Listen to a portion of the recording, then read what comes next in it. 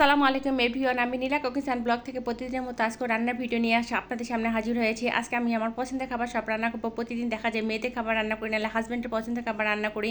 আজ আমার পছন্দের খাবার হচ্ছে এই যে দেখেন ঢেঁড়স বা ভেন্ডি, আপনারা যেটাই বলেন এখন প্রচুর পরিমাণে অ্যাভেলেবেল পাওয়া যাচ্ছে। এই সবজিটা আমার কাছে এতই প্রিয়, এতটা মজা লাগে। এটা আপনারা আমাকে যদি সিদ্ধ করে দেন আমি সিদ্ধটাও খেয়ে নিতে পারবো। এটা আপনি ভর্তা, ভাজি, সিদ্ধ যেভাবে মাছ দিয়ে রান্না করেন না কেন, ডাল দিয়ে যেভাবে রান্না করেন আমার কাছে এতটাই প্রিয় লাগে, এত ভালো লাগে।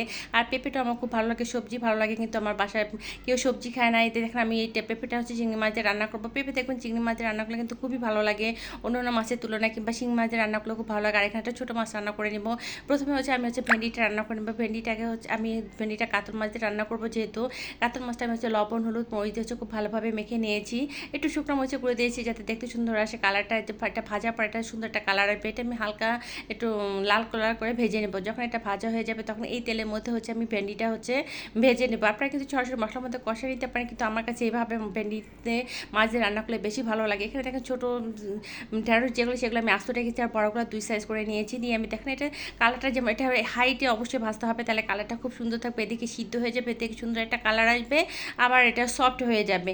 এতে দেখেন আমার যখন ভাজা হয়ে যাবে, একটু হালকা কালার চলে আসবে, তখন হচ্ছে আমি এটাকে নামিয়ে দেবো। দেখুন কতটা সুন্দর কালার এসেছে। এখন ওই তেলের মধ্যে আমি হচ্ছে মশলা কষাই নিব। পেঁয়াজ, মরিচ দিয়ে, আদা রসুন পেস্ট দিয়ে, ধনে গুঁড়া, মরিচ গুঁড়া, হলুদ গুঁড়া, ঝাল আপনার যে যেরকম খাবেন। আমি মোটামুটি ঝাল দিয়ে রান্না করেছি, যেহেতু এটা বাচ্চারা খাবে না, আমি খাবো, এই কারণ হচ্ছে বেশ খানিকটা ঝাল ঝাল করে রান্না করেছি। মশলাটা কষানো হয়ে গেলে এর মধ্যে কিন্তু মশলাটা খুব ভালোভাবে কষা নিতে হবে, যেহেতু ভেন্ডিটা আমাদের অলমোস্ট ভাজা রয়েছে, সিদ্ধ করে মানে রান্না করা এক হিসাবে।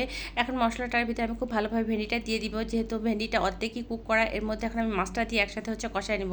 ভাজা মাছ এবং ভাজা ভেন্ডি খুব ভালোভাবে আমি কষা নেবো। কষানো যখন হয়ে যাবে তখন একটু মাখা মাখা করার জন্য এখানে আমি 1 কাপ পরিমাণ গরম পানি অ্যাড করে দেবো। গরম পানিটা দিয়ে কিছুক্ষণ রান্না করে এর মধ্যে হচ্ছে টালা জিরা করে দিয়ে দিব, আর লাস্টে দিয়ে দিব হচ্ছে ধনে পাতা দিয়ে হচ্ছে আমি এটা একদম মাখা মাখা করে রান্না করবো, যাতে এটা খেতে খুবই মজা লাগে। আপনারা এইভাবে রান্না করে দেখতে পারেন, এটা আসলে অনেক মজা। আর এটা যদি আপনারা সরাসরি কষায় রান্না করেন সেটাও মজা লাগে।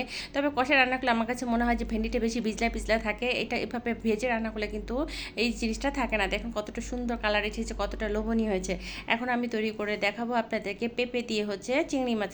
দেখুন আমি পেঁপেটা হচ্ছে ছোটো ছোটো স্কোয়ার শেপ করে কেটে নিয়েছি, মানে ছোটো ছোটো করে কেটে নিয়েছি। এটা হচ্ছে আপনারা একটু ভাপ দিয়ে নিতে পারেন, তাহলে পেঁপে যা এক্সট্রা একটা কষ থাকে ওই কষটা বের হয়ে যায়। এখানে দেখেন আমি আদা রসুন পেঁয়াজ মরিচ সব কিছু দিয়ে হচ্ছে মশলাটা খুব ভালোভাবে কষে নিয়েছি। ধনে গুঁড়া, মরিচের গুঁড়া, হতে গুঁড়া। এখানে আমি একটু মরিচের গুঁড়োটা কম অ্যাড হচ্ছে, মরিচও কম অ্যাড করেছি, যেটা আমার বাচ্চারা খাবে। চিংড়ি মাছ যেহেতু তাদের পছন্দ, এই কারণে হচ্ছে আমি এখানে একটু মরিচটা অ্যাড করেছি, অল্প অ্যাড করেছি। আপনারা বাড়ি বা কমিয়ে দিতে পারেন। এখন আমি এখানে দেখানো হচ্ছে যখন হচ্ছে পেঁপেটা হচ্ছে হাফ সিদ্ধ হয়ে যাবে, মোটামুটি সিদ্ধ হয়ে যাবে, তখন চিংড়ি মাছটা দিয়ে দেবো। চিংড়ি মাছটা আমি আগে কষা উঠে রেখেছিলাম। এখন হচ্ছে একসঙ্গে হচ্ছে আমি এখানে একটু একসঙ্গে কষায় এর মধ্যে হচ্ছে ঝোলের পানি দিয়ে দেবো। এই মুহূর্তে পেঁপেটা সিদ্ধ হয়ে গেছে, তো এখন আমি হচ্ছে জাস্ট ঝোলের পানি দিয়ে এর মধ্যে একটু টালা জিরা গুঁড়া দিয়ে, ধনে পাতা থাকলে ধনে পাতা দিয়ে আমি নামিয়ে ফেলবো। আর কিছুক্ষণ রান্না করে এটাও আমার রান্না শেষ হয়ে গেছে। এক ছিল আমার দুপুরে রান্না। বিকালের জন্য একটা ছোট্ট একটা নাস্তা তৈরি করবো, এটা পুরোটা দেখাবো না। আমি ব্রেডে হচ্ছে নাস্তাটা তৈরি করেছি, ভিতরে হচ্ছে চিকেন কিমা দিয়ে, উপরে বেসন দিয়ে বা আপনার ডিম দিয়ে এটা ভেজে নিতে পারেন। এই ছিল আজকে আমার রান্না।